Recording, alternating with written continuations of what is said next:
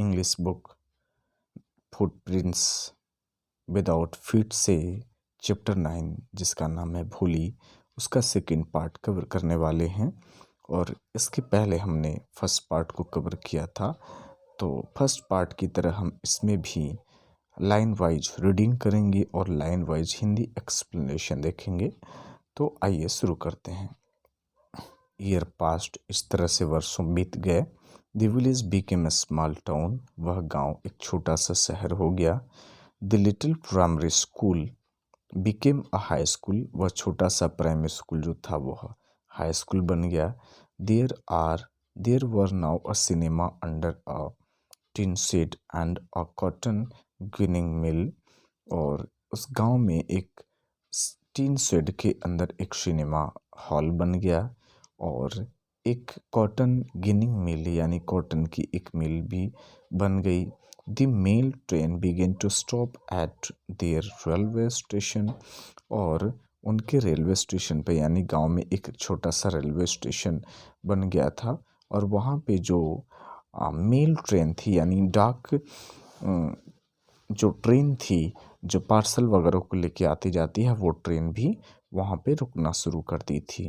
One night after dinner Ramlal said to his wife, एक रात्रि रामलाल ने अपनी पत्नी से कहा, then shall I accept Bishambar's approval, तो उसने एक रात्रि पूछा अपनी वाइफ से कि क्या हमें बिशंबर्स का प्रपोजल प्रस्ताव जो है वो स्वीकार करना चाहिए। एक्चुअली यहाँ पे बहुत समय हो गया है, जैसा कि पहले ही बताया गया था, सारी चीज़ें लगभग चेंज हो गई हैं। तो अभी जो है जो भोली थी वह बड़ी हो गई है, और ये बिशंबर्स जो हैं, इनका नाम पूरा बिशंबर्स नाथ है। तो ये बिशंबर्स नाथ जो हैं वो भोली की शादी के प्रस्ताव को लेकर आए हुए हैं। इसी बात को जो है रामलाल अपनी पत्नी से पूछ रहे हैं कि क्या शादी का जो प्रस्ताव है बिशंबर्स नाथ का, उसको हमें स्वीकार करना चाहिए। उनकी पत्नी जवाब देती है, yes certainly his wife said, उनकी पत्नी ने कहा, हाँ निश्चित है, हमें स्वीकार कर लेना चाहिए। Bholi will be lucky to get such a well to do bridegroom, और भोली इस तरह से वेल टू डू यानी बहुत ही अच्छा जिसके यहाँ बहुत ही अच्छी व्यवस्था हो, ऐसे ब्राइड ग्रूम को पाकर भोली तो लकी हो जाएगी, किस्मत वाली हो जाएगी। A big shop, a house of his own and I hear several thousand in the bank, और उसका एक बड़ी सी दुकान, अपना खुद का घर, और वो बताती है कि मैंने तो सुना है कि उसके बैंक में कई हजार रुपए भी हैं।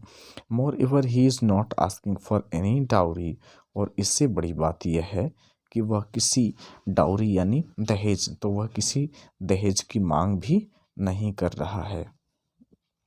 दैट्स राइट, यही सबसे बड़ी बात है।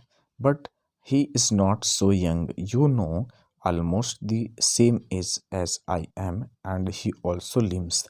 तभी रामलाल बताता है, ये सब तो ठीक है, लेकिन वह अब उतना जवान उतना युवा नहीं रहा। तुम्हें तो पता ही है कि वह लगभग मेरी उम्र का, यानी वह जो बिशंबर्स नाथ था जो शादी का प्रपोजल लेके आया था, अभी वह रामलाल की उम्र का लगभग हो चुका था।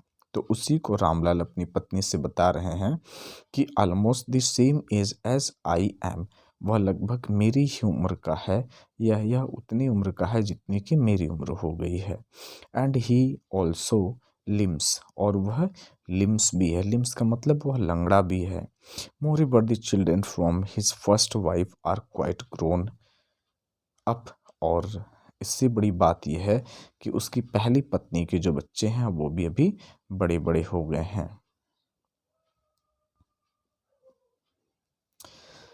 So what does it matter, his wife replied, तभी उसकी पत्नी उत्तर देती है, तो क्या हुआ, 45 और 50 it is no great age for a man, वो बताती है कि 45 या 50 यानी 45 या 50 साल किसी आदमी के लिए बहुत बड़ी उम्र नहीं होती है।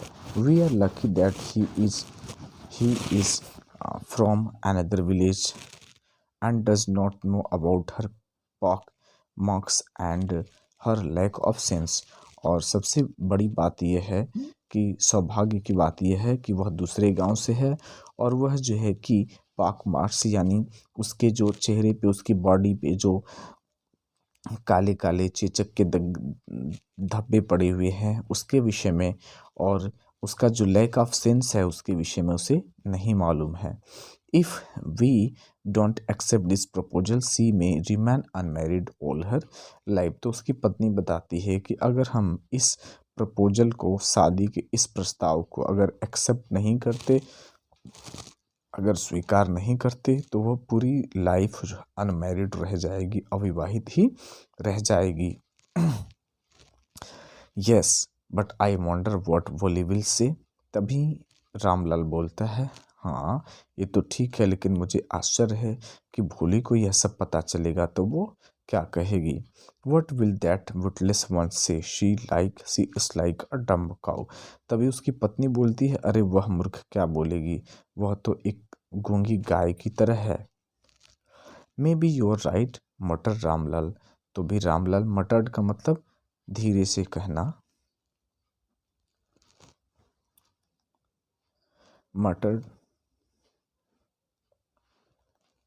मटर्ड का मतलब धीरे से कहना। तभी रामलाल धीरे से कहता है कि शायद तुम जो कह रही हो सही हो। In other corner of the courtyard Bholi lay awake on her cot listening to her parents whispering conversation. तभी दूसरे रूम में भोली चारपाई पर लेटे हुए अपने पेरेंट्स की, अपने अभिभावक की, अपने माता पिता की इस कन्वर्सेशन को सुन रही थी। Bishambar Nath was a well to do grocer. Bishambar Nath एक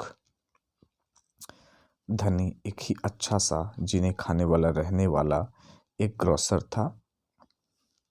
He came with a big party of friends and relation with him for the wedding. He came with a big party of friends and relations with him for the wedding. वह अपने मित्रों की एक बड़ी party के साथ, अपने मित्रों और संबंधियों की एक बड़ी सी समूह के साथ, पार्टी के साथ शादी के लिए आया। A brass band playing a popular tune from an Indian film headed the procession। और जैसा कि शादी वगैरह में प्रोसीजन, जुलूस, बारात निकलता है तो उसमें बैंड बाजे वगैरह बजते हैं, तो ठीक इसकी भी शादी में जैसे ही वह अपने दोस्तों मित्रों की और अपने रिलेटिव की लोगों के साथ जो है कि बारात लेकर शादी के लिए आ रहा है, तो उसमें बाजा वगैरह बज रहा है, वही बात बताया गया है। A brass band playing a popular tune from an Indian film headed the precision.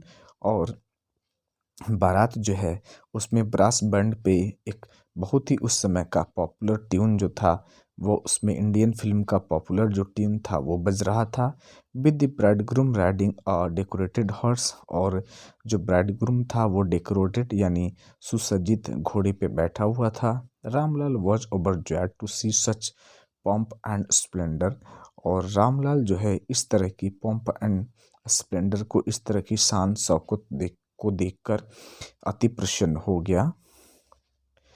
He had never dreamed that his fourth daughter would have such a grand wedding। और उसने यह कभी स्वप्न में भी नहीं सोचा था कि उसकी चौथी बेटी की शादी इतनी शानदार तरीके से होगी।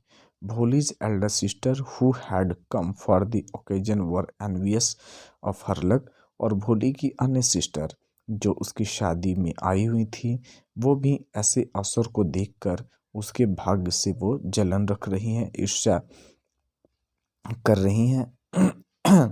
When the auspicious moment came, the priest said, "Bring the bride." जैसे ही शुभ मुहूर्त आया, ऑस्पिशियस, ऑस्पिशियस का मतलब होता है शुभ, मोमेंट का मतलब मुहूर्त। तो जैसे ही शुभ मुहूर्त आया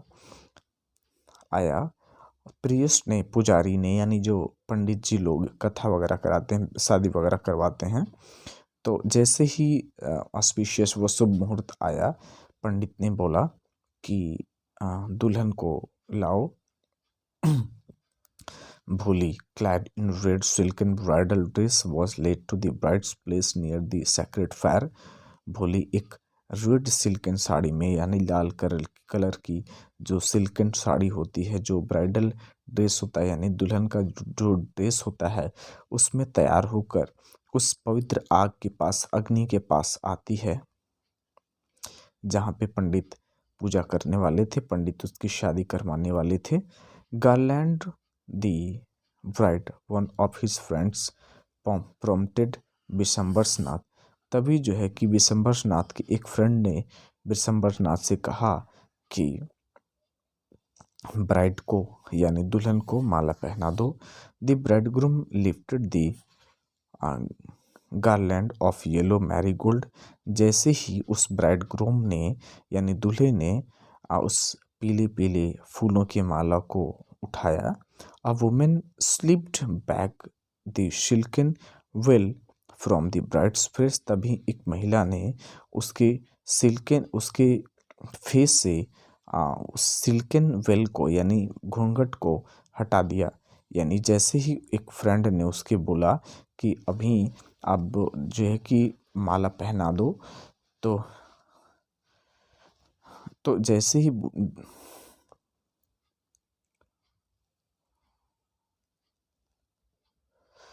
अब यहाँ बताया गया है कि भोली जो है वो एक ब्राइडल यानी दुल्हन के ड्रेस को पहनकर जो है कि उस अग्नि के पास आती है जहाँ पे शादी होनी है।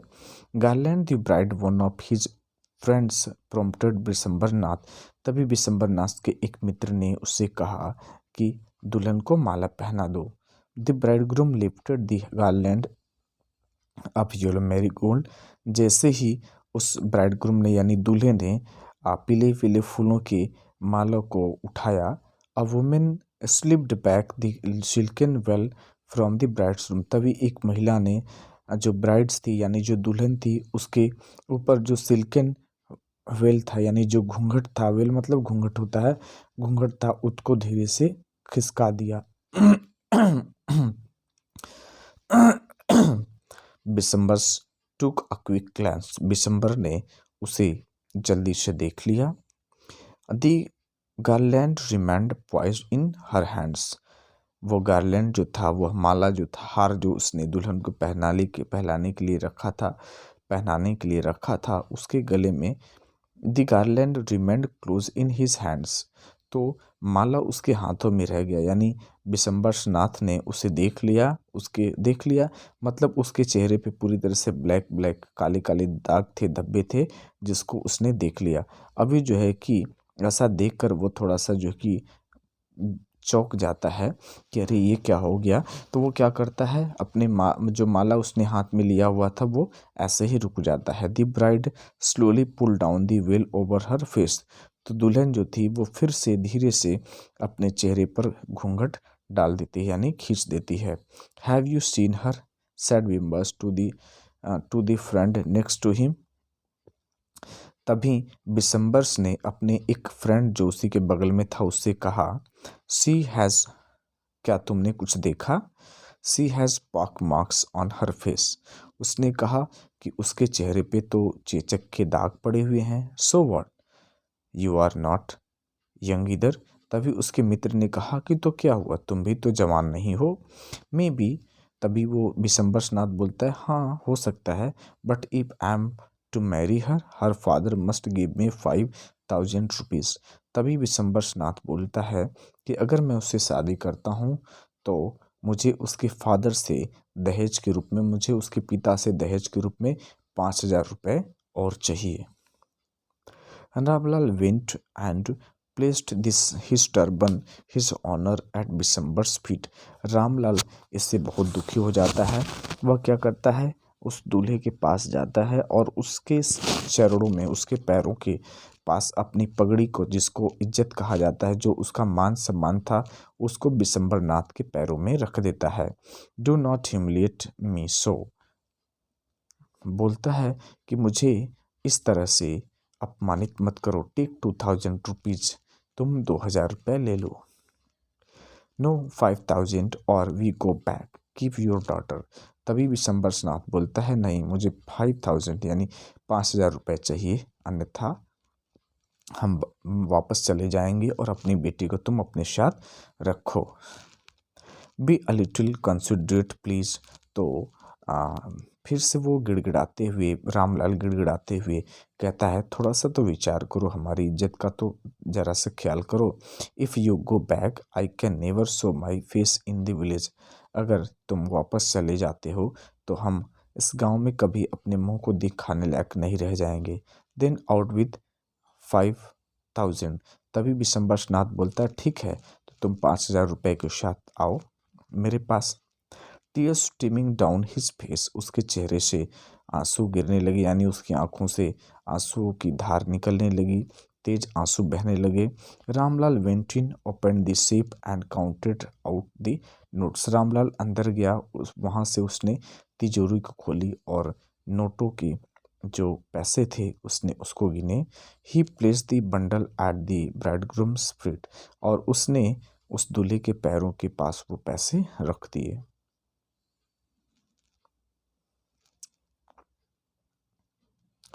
On December's greedy face appeared a triumphant smile।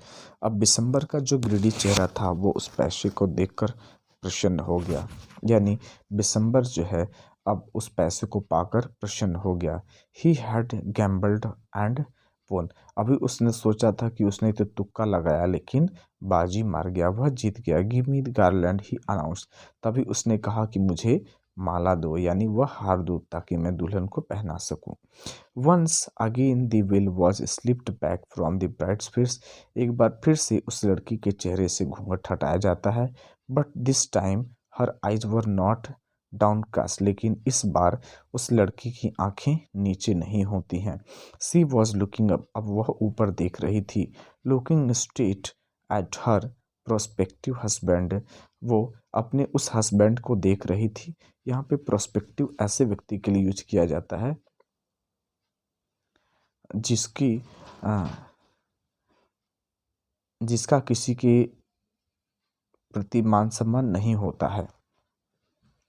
तो वह अपने उस प्रोस्पेक्टिव ऐसे जो है कि कायर हस्बैंड की तरफ देखती है। And in her eyes there was neither anger nor hate, only cold contempt. उसकी आंखों में ना ही गुस्सा दिखाई देता है और ना ही घृणा दिखाई देती है। उसकी आंखों में सिर्फ और सिर्फ कोल्ड कंटेम्प्ट दिखाई देता है। कोल्ड कंटेम्प्ट का मतलब एक तरह की ठंडी नफरत दिखाई देती है, एक तरह का तिरस्कार दिखाई देता है। Bishambar's raised the garland to place it around the bride's necks. Bishambar उस गार्लैंड को, उस हार को उठाकर उस दुल्हन की गर्दन में डालने वाला ही था, उसके गले में डालने वाला था। But before he could do so, लेकिन उसके ऐसा करने से पहले ही Bholi's hand stuck out like a stick of lightning and the garland was flung into the fire. तब भी अचानक जो है कि भोली अपने हाथों से बिजली की, कड़क बिजली की तरह या बिजली के तेज की तरह वो तुरंत ही अपने हाथों से उस हार को झटक देती है और वह हार आग में गिर पड़ता है।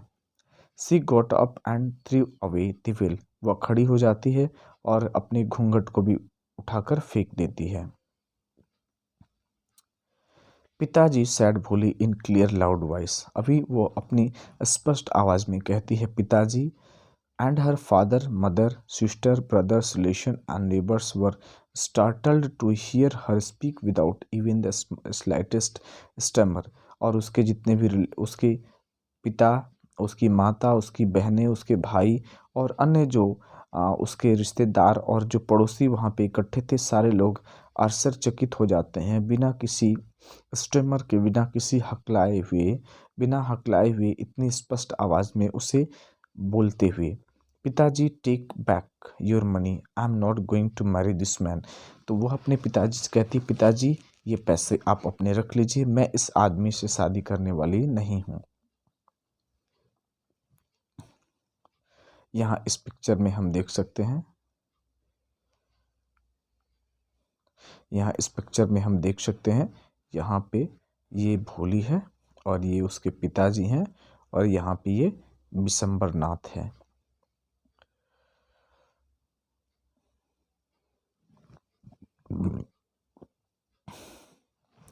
रामलाल वॉज थंडरस्ट्रक्ड। रामलाल अभी जो है ऐसा लगता है कि उनको बिजली का शॉक लग गया है। The guest began to whisper, so shameless, so ugly and so seamless. तभी जो गेस्ट थे, अतिथि थे, वो आपस में विस्परिंग करना शुरू कर देते हैं, कानाफूसी करना शुरू कर देते हैं। कितनी निर्लज लड़की है, कितनी भद्दी, और इसके साथ ही साथ कितनी निर्लज है, कितनी बेशर्म है। Bholi, are you crazy, shouted Ramlal. तभी रामलाल चिल्लाता है, भोली क्या तुम पागल हो गई हो? You want to disgrace your family. क्या तुम अपने परिवार को अपमानित करना चाहती हो, बेइज्जत करना चाहती हो? Have some regard for our izzat. क्या तुम्हें हमारी इज्जत का जरा सा भी ख्याल है? For the sake of your इज्जत, सैड भोली। तभी भोली बोलती है, पिताजी आपकी इज्जत के ही लिए I was willing to marry this lame old man. आपकी तभी बताती है भोली कि पिताजी आपकी इज्जत के लिए ही मैं चुपचाप इस लंगड़े आदमी से शादी करने के लिए तैयार हो गई थी। But I will not have such a mean greedy and contemptible coward as my husband. लेकिन मैं नहीं चाहती कि इतना लालची, इतना कंटेम्प्टिबल, इतना कायर व्यक्ति मेरा हस्बैंड हो। I want, I want, I want. वो कहती नहीं, मैं नहीं पसंद करूँगी, मैं इससे शादी नहीं करूँगी, नहीं करूँगी, नहीं करूँगी। What a shameless girl, we all thought she was a harmless dumb cow. तभी एक महिला बोलती है कि कितनी बेशर्म लड़की है, हमने तो सोचा था कि यह एक जो है हार्मलेस डम्ब काऊ की तरह है, यानी एक गूंगी गाय की तरह है। भोली turn violently on the old woman. तो उस महिला की तरफ जिसने ऐसा बोला था उसकी तरफ मुड़ती है और कहती है, yes aunty, you are right, आप सही कह रही हो। You all thought I was drum driven cow. तुम सबको तो यही लगता था कि मैं एक ड्रम ड्रिवन काऊ ही हूँ। That why you wanted to hand me over to this heartless creature. इसलिए तुम लोगों ने सोचा था कि मुझे इस निर्दयी व्यक्ति को हैंड ओवर कर दें, इसके हाथों में सौंप दें। But now the dumb cow, the stammering fool is speaking. लेकिन यह डम्ब काऊ, जो यह हकलाती हुई मूर्ख लड़की थी, अब यह बोल रही है। Do you want to hear more? क्या कुछ और सुनना चाहती हैं? Bishambarnath the grocer started to go back with his party. Bishambarnath अपनी पार्टी के साथ जो है कि वापस जाना शुरू कर देता है। द कन्फ्यूज्ड बैडमैन्स thought this was the end of the ceremony and struck up a closing song. तभी जो वो कन्फ्यूज जो बैंडमैन है, यानी जो जो वहाँ पे बैंड पार्टी वाले हैं, जो वो म्यूजिक प्ले करते हैं, वो सोचते हैं कि शादी वगैरह हो गई है और यह सेरेमनी का एंड है, इसलिए वो जो है कि सेरेमनी की क्लोजिंग का जो सॉन्ग होता है उसको प्ले कर देते हैं, उसको बजा देते हैं। Ramlal stood rooted to the ground, his head bowed low with the weight of grief and shame. तभी जो है कि रामलाल ऐसा लगता है कि वो जड़वत होकर, जड़वत का मतलब एक जगह स्थिर होकर, ऐसा लगता है कि वो पूरी तरह से जमीन में एकदम गड़ गया, धंस गया है। ऐसे वो एकदम स्थिर खड़ा होता है, उसका सिर नीचे हो जाता है, उसका सिर दुख और शर्म से नीचे हो जाता है। The flames of the sacred war fire slowly died down. और जो उस सेक्रेड फायर थी, यानी जो पवित्र अग्नि थी, उसकी ज्वाला धीरे धीरे बुझ जाती है। एवरीवन वॉज गन, हर कोई चला जाता है। Ramlal turn to Bholi and said, Ramlal Bholi की तरफ मुड़ते हैं और कहते हैं, but what about you, no one will ever marry you now. तो वो भोला अपनी लड़की से, सॉरी, रामलाल अपनी लड़की की तरफ, भोली की तरफ मुड़ता है और कहता है, तुम्हारा क्या होगा? अभी तो तुमसे कोई शादी नहीं करेगा। What shall we do with you? तब हम तुम्हारा क्या करेंगे, यानी अब हम तुम्हारे लिए क्या करेंगे? And Sulekha sad in voice that was काम एंड स्टडी। अब सुलेखा धीमी आवाज़ में, जो शांत और स्थिर आवाज़ थी, उसमें उत्तर देती है, डोंट यू वरी पिताजी, पिताजी आपको चिंता करने की ज़रूरत नहीं। In your old age I will serve you and mother and I will teach in the same school where I learn so much. तो वो बताती है कि वृद्धावस्था में मैं आपकी सेवा, आपकी और पिताजी की सेवा करूंगी, और मैं उसी स्कूल में पढ़ाऊँगी जहाँ मैंने इतना ढेर सारा सीखा है। Isn't it that right ma'am? और उसी के बगल में उसकी टीचर, उसकी मैम भी होती हैं, तो वो मैम से कहती है, क्या ऐसा सही नहीं है ma'am? The teacher had all along stood in a corner watching the drama. Teacher दूर से ही एक कोने में खड़े होकर ये सारे ड्रामा को देख रही थी। यस भोली ऑफ कोर्स शी रिप्लाइड। तभी उन्होंने यानी टीचर ने उत्तर दिया, हाँ भोली, वास्तव में तुम ऐसा कर सकती हो। And in her smiling eyes were the light of a deep satisfaction that an artist feels when contemplating the completion of her masterpiece। और वो ऐसे मुस्कुरा रही थी अपनी कला को, यानी अपनी उस पढ़ाई हुई बच्ची को देखकर, उसकी इस शिक्षा को, उसकी इस कॉन्फिडेंस को, आत्मविश्वास को देखकर वो ऐसे मुस्कुरा रही थी जैसे कि कोई भी आर्टिस्ट अपनी मास्टरपीस को कंप्लीट करने के बाद में पूर्ण संतुष्टि के साथ मुस्कुराता है, गहरी संतुष्टि के साथ मुस्कुराता है। तो with this now we have come to end this chapter. तो प्यारे बच्चों, इस तरह से हमने इस चैप्टर को यहीं पे समाप्त किया। और वीडियो अच्छी लगी तो आप लाइक करें और अधिक वीडियो देखने के लिए हमारे चैनल को सब्सक्राइब करें। मिलेंगे एक नई वीडियो के साथ, तब तक के लिए धन्यवाद।